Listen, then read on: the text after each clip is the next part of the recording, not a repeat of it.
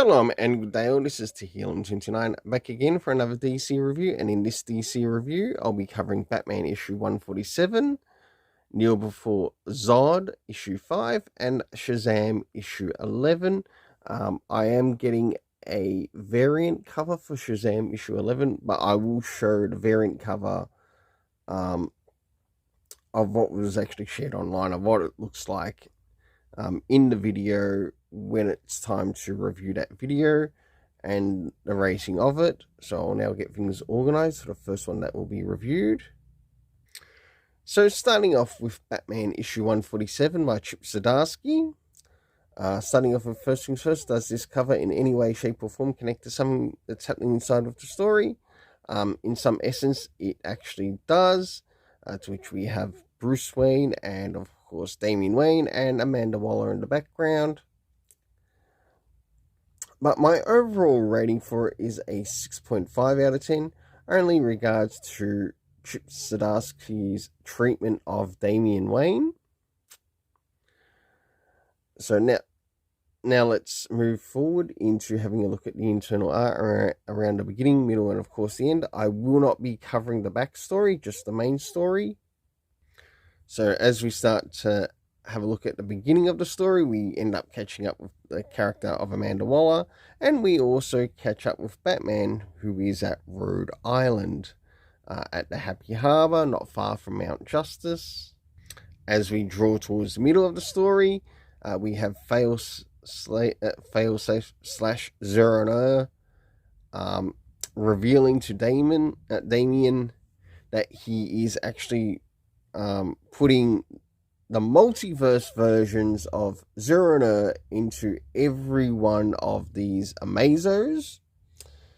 So, and to which we have Damian Wayne finally attacking Zero.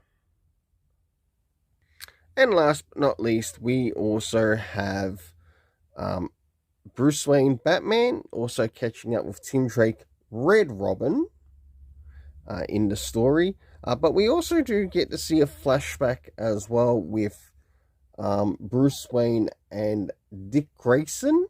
So it's actually quite interesting seeing that. For the internal art, I give it a 7 out of 10. Now it's time to move in relation to the area of the story. So first things first, do we get any comic reference to any of the previous issues? You know, or maybe even something that might be important to this particular arc right now. Maybe even a previous arc. Any comic references? No, we don't. Because Chip Zdarsky is too effing lazy, along with the editors at DC Comics. Next is the area of time. We got no idea what time of day that this, or what time in the day this is taking place. They just expect the reader to know everything, and that we can read the writer's minds. Reality check, we fucking can't. Next is the locations that we see in the story. We have, of course, Gotham, Gomorrah, and Happy Harbor.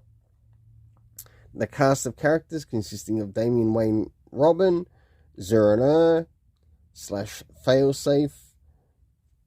We have Vandal Savage, to which I really believe that Vandal Savage should be more of a Justice League villain than a Batman villain. Next we have Mayor Nakano, of course Amanda Waller, Barry Allen Flash, Bruce Wayne Batman, the Clock King, Dick Grayson Robin in early years, the Amazo robots, Zero and Robin, and of course Tim Drake Red Robin.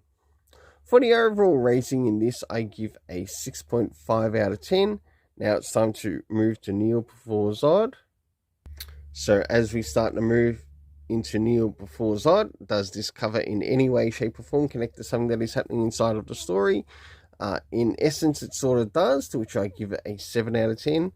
Now it's time to move into having a look around the beginning, middle, and of course the end, and also what's happening story-wise with the characters. So as the story begins, we get a little bit of a flashback with drew Zod, and in this he looks to be on Krypton at the time, and we see like them either learning a little bit of history plus maybe even some trials of sorts that might be occurring in regards to these what's happening with the Kryptonians.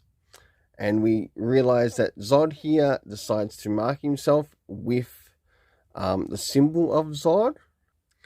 So as we start to move towards the middle of the story, we realize Zod has woken up from where he has been sort of like sleeping on a bit of a research lab table, and we've encountered these, I guess, space mutants.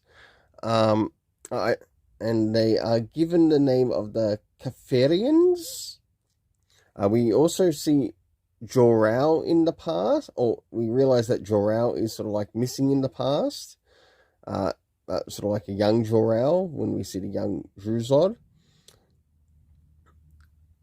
And there's quite a bit happening on this particular ship. Until last but not least, we move towards the end of the story, and we have Zod himself wanting to create a legion of Zod, whilst he also sort of reminds me a little bit like a Dune character from the 80s Dune. So for the internal art, I give it a 7 out of 10. Now it's time to move in relation to the area of the story. First things first, do we get anything time-wise? No, we don't. Next is the location. No idea where we are location-wise, but we did manage to get the name of sort of like the main character, as well as some of the other characters that make an appearance in this particular issue, to which we have Jor-El, the Kefarians, and Tozo.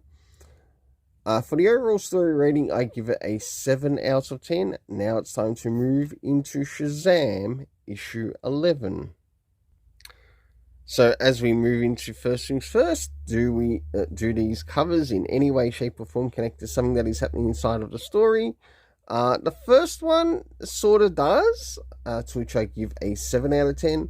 And for cover 2, which should be showing in this time as I'm starting to talk about it, if not, I'll give a bit of a time limit starting now if it's not shown at the moment. 5, 4, 3, 2, 1.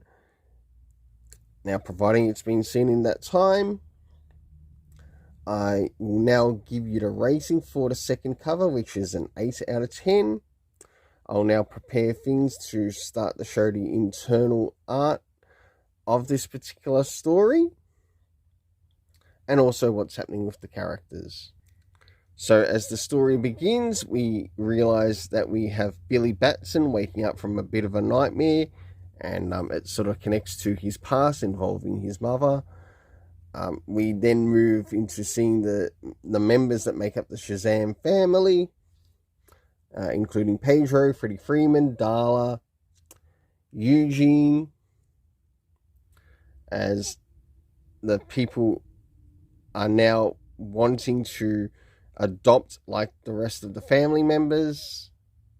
So as the person's going around the house, Billy Batson is doing what he can to make sure that the person who is sort of like playing a part in them being adopted by the people who are their guardians, they must make sure that they don't find out like that there are members connected to the rest of the DC universe and stop any threats at bay. Until last but not least, we move towards the last page and we have the return of the mother of Billy Batson. So for the internal art, I give a 7.5 out of 10 as I quite enjoyed the art. Now it's time to move in relation to the area of the story. First things first, do we get any comic references? No, we don't. Next is the area of time. No mention of what time some of this stuff is happening throughout the day. The location is in Pennsylvania.